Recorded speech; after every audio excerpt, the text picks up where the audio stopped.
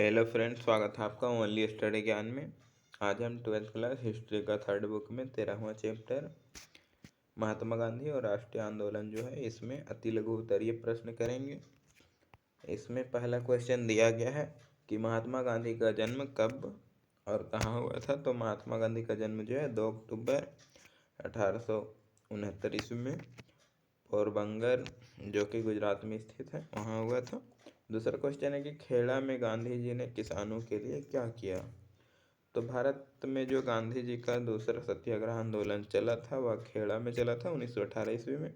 और खेड़ा में अनावृष्टि के कारण जो है वहाँ की फसल मारी गई थी और जो किसान थे वह भूमि कर देने में असमर्थ हो गए थे। अतः जो महात्मा गांधी ने कर नहीं देने के लिए आंदोलन का नारा लगाया और महात्मा गांधी इसी आंदोलन में जो है सरदार वल्लभ भाई पटेल के निकट संपर्क में आ गए और गांधी जी का खेड़ा सत्याग्रह भी सफल रहा और सरकार को समझौते करने के लिए विवश होना ही पड़ा। थर्ड क्वेश्चन इसमें दिया गया कि खिलाफत आंदोलन क्या है। तो खिलाफत आंदोलन जो था वह 1919 से 1920 तक चला था और मोहम्मद अली जिन्ना और शौकत अली के नेतृत्व में भारतीय मुसलमानों के बीच एक व्यापक आंदोलन चला था जिसे खिलाफत आंदोलन कहा गया। और इस खिलाफत आंदोलन की जो मांग थी वह निम्नलिखित है। पहला था कि पहले के ऑटोमन साम्राज्य को जो है वह सभी मुसलमानी इस्लामी जो है या फिर मुसलमान तो इस्लामी पवित्र स्थानों पर तुर्की सुल्तान अथवा खलीफा का नियंत्रण बना रहे। दूसरा है कि जजीरात उल अरब जो कि अरब, सीरिया, इराक, फिलिस्तीन इस्लामी संप्रभुता के अधीन रहे तथा खलीफा के पास इतने क्षेत्र हो कि वह इस्लामी विश्वास को सुरक्षित करने योग्य बन सके। और कांग्रेस ने खिलाफत आंदोलन का समर्थन किया था और गांधी जी ने इसे हिंदू मुस्लिम एकता कायम रखने के लिए असहयोग आंदोलन के साथ मिलाने की कोशिश की और 1920 में असहयोग आंदोलन के साथ मिला दिया गया। अगला क्वेश्चन चौथा है कि काकोरी संयंत्र कांड क्या था। तो राजकीय कोष को चलती गाड़ी में लूटने के रूप में जो है ब्रिटिश सरकार ने काकोरी रेलवे स्टेशन पर जो है 1925 ईस्वी में कुछ क्रांतिकारियों को कैद करके उन पर मुकदमा चलाया था और 17 लोगों को लंबी जेल की सज़ा मिली, 4 लोगों को आजीवन कारावास तथा राम प्रसाद बिस्मिल्ला और अशफाकुल्ला सहित 4 लोगों को फांसी दी गई थी। पांचवा क्वेश्चन है गांधी इरविन समझौते की क्या शर्तें थी। तो गांधी इरविन समझौता की जो शर्त था वह कुछ इस तरह। पहला था सविनय अवज्ञा आंदोलन को वापस लेना, यह अंग्रेजों की ओर से मांग था।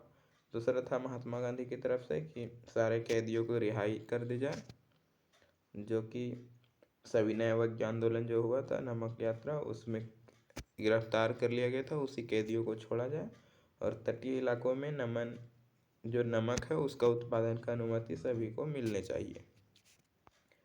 अगला क्वेश्चन है छठा कि कब और क्यों स्वराज दल का गठन हुआ।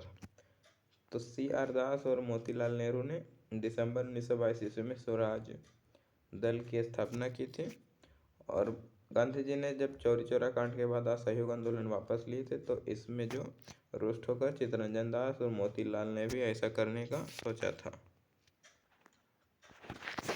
नेक्स्ट क्वेश्चन है इसमें 7 नंबर की चंपारण आंदोलन के कारण क्या थे या फिर गांधी जी 1917 में चंपारण क्यों आए, वहाँ उन्होंने क्या किया या फिर चंपारण सत्याग्रह का संक्षिप्त विवरण दे।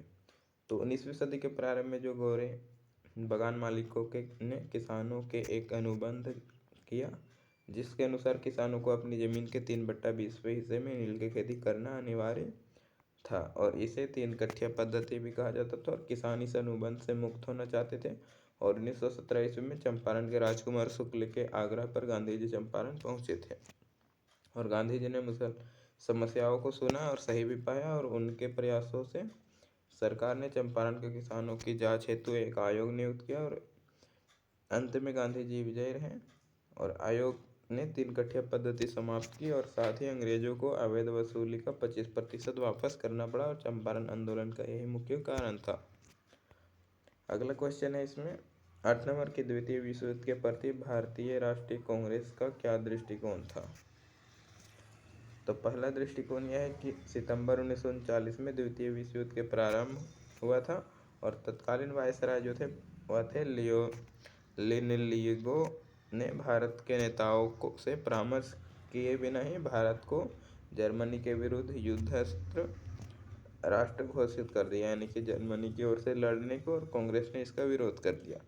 दूसरा था कि महात्मा गांधी और जवाहरलाल नेहरू दोनों ही हिटलर एवं नात्सियों के कट्टर आलोचक थे, और इसलिए उन्होंने फैसला लिया था कि अगर अंग्रेज युद्ध होने के बाद भारत को स्वतंत्रता देने पर राजी हो तो कांग्रेस उसके युद्ध प्रयासों में सहायता दे सकता है।